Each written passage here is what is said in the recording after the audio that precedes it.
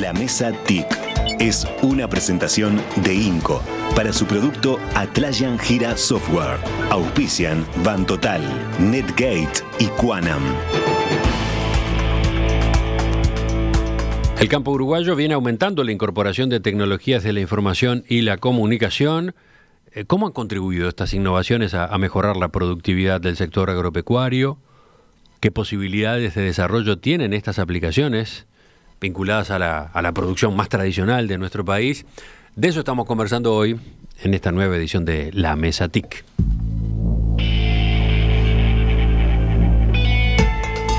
Nos acompañan Virginia San Martín, ingeniera agrónoma, productora ganadera en la zona de San Carlos Maldonado; Diego Paisé, ingeniero agrónomo, productor rural, representante de la Asociación Rural en el CONICIT; Roberto Oliveira Matos, ingeniero industrial, director y fundador de ICA, una empresa dedicada a la tecnología para el agro; y Miguel Sierra, ingeniero agrónomo, gerente de innovación y comunicación en el INIA, presidente del CONICIT. Nos dejó a todos ahí pensando, supongo, la última intervención de Roberto, pero les propongo, antes de meternos en el futuro, de ver algún ejemplo más de tecnología que hoy, al día de hoy, está empleándose en el agro. Yo señalé hace un rato la palabra drones. Por ejemplo, Virginia, ¿podrías citar algún caso? Sí, en los drones, por ejemplo, hoy hay drones que cuentan ovejas, ¿no? En el sector ovino. Como que los drones están bastante utilizados, ¿no? en distintas áreas. Ayer justamente hablaba con el gerente de Central Lanera y me decía, no solo ya en el conteo de ovejas, sino también en lo que se llama la externalidad. Por ejemplo, en una escuela, creo que es de Cerro Largo, una escuela rural, la maestra de la escuela lo utiliza en las clases de matemática, ¿no? O sea, ya es la información que se levanta, o sea, ya tiene otros, es como, yo escuchaba, la tecnología la empiezas a utilizar y a su vez se empieza como a agudizar, a exigir más en la agricultura de precisión. También todo lo que es lo que es la medición de pasturas, ¿no? Ya sea a nivel de campo natural, a nivel de pasturas cultivadas, ¿no? Eso hace que el productor se pueda planificar, ¿no? Planificar el ajuste de carga, ¿no? Que tanto hablamos, porque después, desde el punto de vista climatológico, también tenemos que tener en cuenta toda esa situación, ¿no? Cada vez esto está, vamos a decir, todo tiene que cerrar un circuito, ¿no? Está lo rentable, lo económico, ¿no? Está lo ambiental, porque está todo lo que impacta en el medio ambiente, y lo social. Entonces, bueno, cada vez se tiende más a que los monitores, levanten la información de tal forma que el productor pueda tomar decisiones. ¿Y el dron cómo juega entonces en la agricultura? Generalmente, a ver, la complejidad que tiene el sector agrícola es al aire libre y las distancias. Entonces, todas estas tecnologías juegan mucho con las imágenes satelitales, se sobrevuelan campo y se analiza el estado ahí se ve la radiación fotosintética, etcétera, para ver si la planta está en estado normal, está padeciendo algún tipo de enfermedades, los procesos de crecimiento no son los esperados, y eso generalmente se testea en temas satelitales y sensores a territorio, a ver qué está pasando en el suelo, en la humedad, etcétera. Entonces es de esa combinatoria que surgen las recomendaciones o las alertas en los distintos cultivos y en las distintas situaciones agropecuarias. Otro ejemplo que alguno de los integrantes de la mesa quiera citar, de tecnología de hoy, estrictamente hoy, en el agro de nuestro país.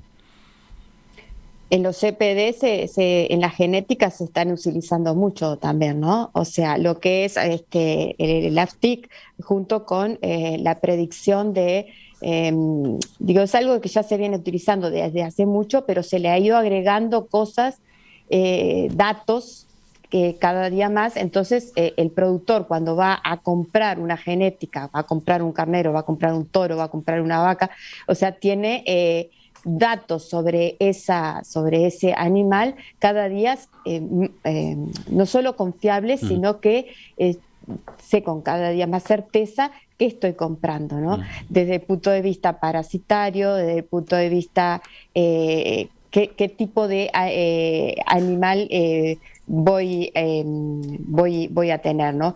Y eso creo que le está dando un valor agregado, ¿no?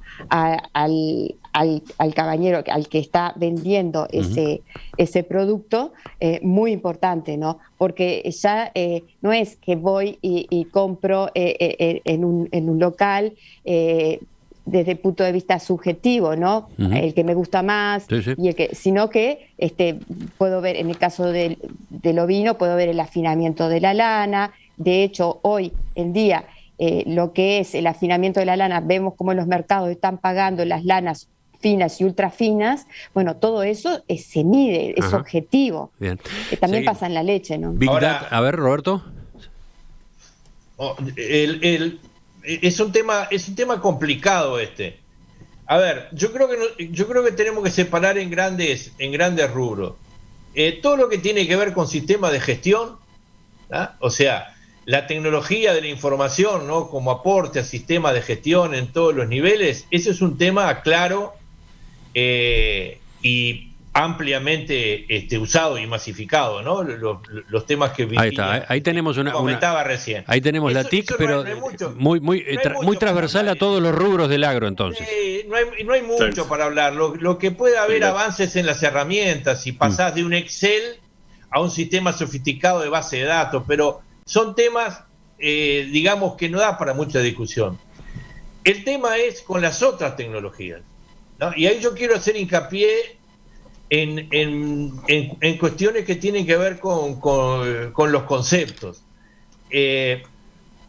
No debemos enamorarnos de las tecnologías, y es un peligro que tenemos los de las empresas de tecnología y que queremos trasladarle al resto. Enamorarnos de tecnología significa: qué lindo que es hablar de esto, suena maravilloso, suena de futuro, suena de otro mundo. No, ese no es el tema. El tema es el para qué.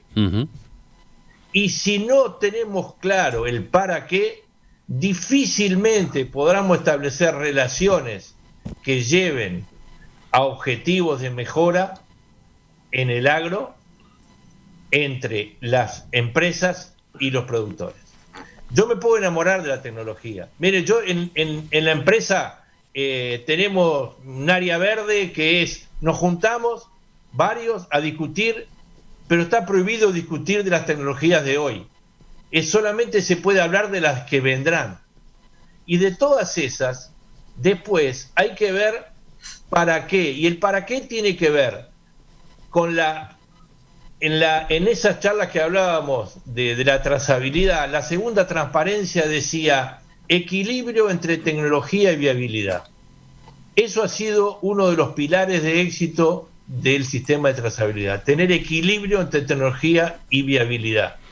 Para tener ese equilibrio hay que conocer la tecnología, pero después hay que conocer dónde se va a aplicar, el contexto, que como decía muy bien Miguel, no es igual en Argentina, en Brasil, en Estados Unidos, donde fuera. Entonces, acá hay la viabilidad y los desarrollos tecnológicos tienen que ver con eso que hablábamos hoy, de que es las orientaciones generales del país también. Yo no comparto, y acá yo soy un enredado barro de tirar temas para 40 charlas, ¿no? Yo no comparto eso que pongan el 2%, digo relacionado cuando hablaba Álvaro Delgado. No comparto eso, el 2%, el 3%, el medio por ciento. No. La inversión de 2% del producto en ciencia, tecnología e innovación. ¿Qué es lo que sí? No es un problema de porcentaje, es un problema de qué es lo que vamos a hacer. ¿Dónde es que vamos a invertir? No de poner el 2% o el 3%. De acuerdo. En ese contexto de definición, el 2 puede ser mucho, puede ser muy poco, yo qué sé. Hablemos de la... Entonces, la tecnología tiene que ver, las definiciones tiene que ver con esto. A ver, ¿los demás por dónde? ¿Los demás toman el guante de Roberto? ¿Van por ahí? Sí, ¿O me citan algún ejemplo más de esto que estábamos viendo? No, puedo Diego. Sí, yo estoy totalmente de acuerdo con Roberto que lo más importante es saber para qué. Si somos todos muy entusiasmados con la tecnología, pero la tecnología tiene que servir a los efectos económicos del país para aumentar la competitividad que puede tener el Uruguay en el exterior. Yo creo que una cosa que es bien clara en el Uruguay, que debemos, en la producción agropecuaria, tenemos que competir con el mundo. Para competir tenemos que ser eficientes. Para ser eficientes tenemos que tener ayuda de distintos tipos de tecnología y otros conocimientos. Un caso bien claro de tecnologías que nos han ayudado al Uruguay en su competitividad en el exterior es justamente la trazabilidad individual, en el sentido de que nos ha permitido, a través de lo que nos dicen los vendedores de carne y lo que nos dicen los brokers, nos ha permitido diferenciarnos y permitido llegar a más mercados que el resto de nuestros competidores. En este momento tenemos una cantidad enorme de mercados gracias en parte a nuestra diferenciación como productores. También nos ha permitido la trazabilidad acceder rápidamente a la cuota 481 cuando se creó. Fuimos con Estados Unidos los primeros que aportamos a la cuota 481 porque estábamos armados tecnológicamente para hacerlo. No voy a entrar en el detalle de cuál es la cuota, pero es realmente una cuota muy importante. Por otro lado, también hoy en día tenemos problemas con algunos productos químicos que no son aceptados por Europa, por ejemplo, el estradiol, que se usa mucho en inseminación artificial. Podemos seguir haciendo uso del estradiol en la medida que usemos la trazabilidad individual para diferenciar a aquellas vaquillonas que tuvieron o no tratamiento con estradiol para poder acceder al mercado europeo. Lo podemos hacer porque tenemos trazabilidad, si no, no lo hubiéramos podido hacer. Y por último, podemos vender carne ovina con hueso a algunos mercados porque tenemos compartimientos ovinos. El compartimiento ovino se basa en la capacidad de hacer una trazabilidad de los animales que están en ese compartimento separado. Es decir, que eso es lo que realmente hay que destacar. Las tecnologías que nos permiten aumentar nuestra capacidad de competencia a nivel mundial, que nos permitan diferenciarnos y que nos permitan acceder a los mercados de otra forma. Compartiendo totalmente, creo que Roberto y Diego han dado en el clavo. Me parece el tema del valor agregado y no quedarnos deslumbrados con estas tecnologías. Exactamente. Y en ese sentido creo que también hay como un cambio. Me parece que todo el concepto de eficiencia, efectividad, visto del sector productivo, rentabilidad, etcétera, visto desde los compradores, todos estos sistemas lo que aportan sobre todo es confianza. Y me parece que a futuro, si vamos por el e-commerce, también va a crecer el componente de seducción. O sea, vamos a pasar, inicialmente todos estos sistemas se crearon a partir de las vacas locas en Europa, y todos los sistemas de trazabilidad estuvieron pensados en cómo demostrar ante un incidente dónde estaba la responsabilidad y cómo desactivar un suministro de alimentos que podía estar contaminado. Esa fue como la primera fase. Ahora me parece que estamos en una fase donde un consumidor en China, en una página web, quiere comer un bistec, un flexitariano, come 2 veces carne a la semana, se quiere dar el lujo de comer una carne a campo natural, con productores que respetan los ecosistemas, donde los derechos sociales se respetan, etcétera.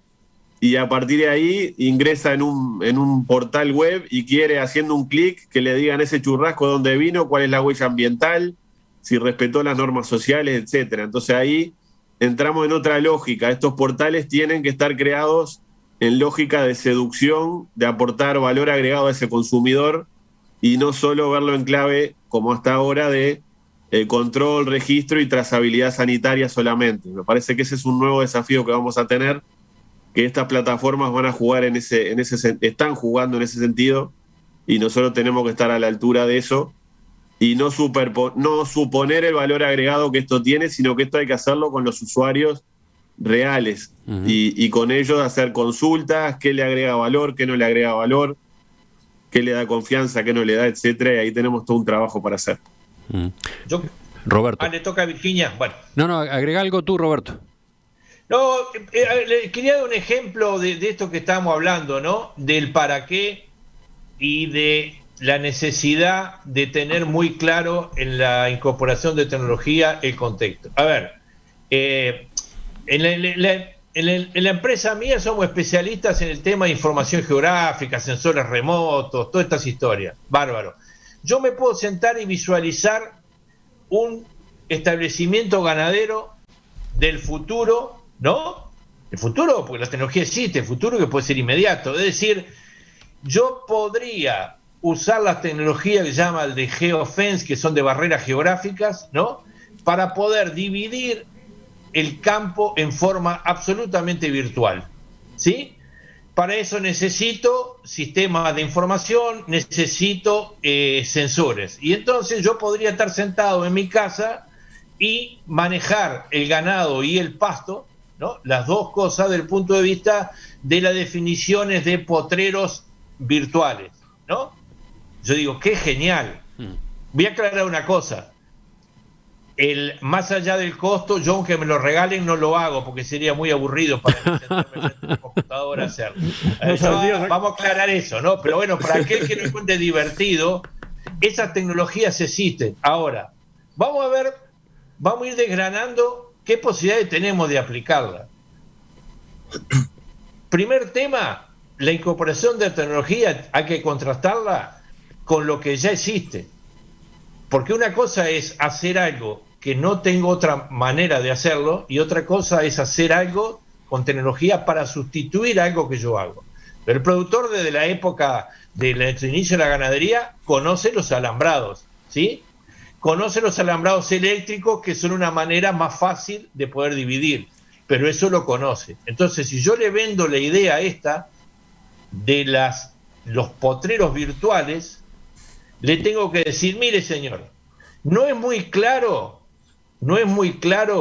de que pueda funcionar bien, porque eso de que el Uruguay tiene buenas comunicaciones, es muy discutible. Ya han llegado varios mensajes en ese sentido, ¿no? Oyentes de tal o cual lugar del interior que dicen, no me hablen de drones si yo acá no tengo posibilidad de hablar por celular todavía. Ahora si tengo un minuto les voy a contar una anécdota. Entonces, todo eso es muy discutible. Pero por otro lado, los costos. ¿Cuánto tiene que invertir un productor en sensores, en transmisores, en dispositivos con GPS para los animales, etcétera, etcétera, para poder hacer eso? Entonces yo voy a un productor y le digo, mire señor, mire qué mundo maravilloso yo le vengo a mostrar. Y él le dice, ¿cuánto me cuesta? Ah, no, pero pare un poquito, ¿sabe qué? Me sale muchísimo barato mandar a hacer los alambrados. Y si los quiero mover, los hago eléctricos con varilla. Y ahí este es el centro de la cuestión. Uh-huh. Ahora, uno como empresa de tecnología puede estar enamorado de la tecnología y decir, pero ¿cómo este hombre no es capaz de entender que esto es maravilloso? Y además, una de las discusiones es cómo se desarrolla más el sector de las TIC, ¿no? El sector que genera tecnologías de la información dentro de nuestro país. Hay que entender de que el desarrollo y el aceleramiento de la absorción de la tecnología en el agro pasa por muchos aspectos. Uno, tener muy claro el contexto, a quién va y a dónde va. Lo otro es tener claro también de que hay una disociación entre el pensamiento de la mayor parte de las personas en el campo, y ojo que yo vuelvo a repetir, mi corazón está en el campo y mi pasión está en el campo, o sea que no lo tomen como crítica, y la gente de la tecnología. Hablan lenguajes diferentes, absolutamente diferentes. Absolutamente diferente. Mira, Virginia, yo pensé que le estaba dando una intervención breve a Roberto y si no lo paro ahora, sigue toda la mañana. Removiendo mucho, ayudando a pensar sin duda. Pero, ¿y tú, Virginia, por dónde pensabas ir? No, yo entiendo, pero apuesto a que deberíamos levantar la mira, tener una visión bastante más lejana, vamos a decir, tener visión, porque un poco lo que decía Miguel,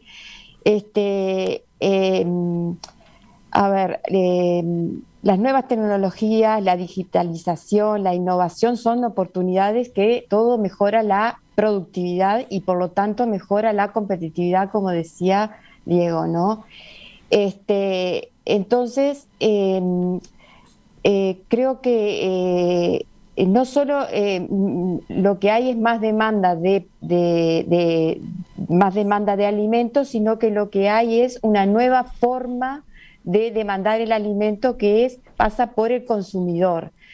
Entonces, bueno, no nos deberíamos quedar con eso de que pensamos de una forma y pensamos de otra forma, y bueno, ojalá no sea así, porque en realidad deberíamos tratar de organizarnos, sería la palabra, no sé, de tratar de diferenciarnos, porque somos un país que no somos muchos, que pienso que va por ahí el tema, ¿no? De tratar de competir no solo en el presente, pero sí en el futuro, porque si no, muchas veces nosotros lo que queremos es